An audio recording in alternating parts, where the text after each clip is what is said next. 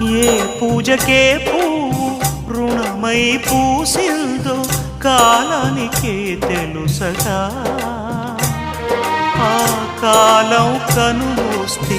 కలగా చెరిగేది జీవితం ఒకటేనడా సవటిగా కాకుండా చెల్లిగా నన్ను చూసి తల్లిని చేశావుగా ఈ పారాణి పాదాలు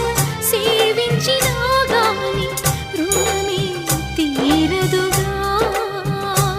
ఇది కలకాలమై ఉండగా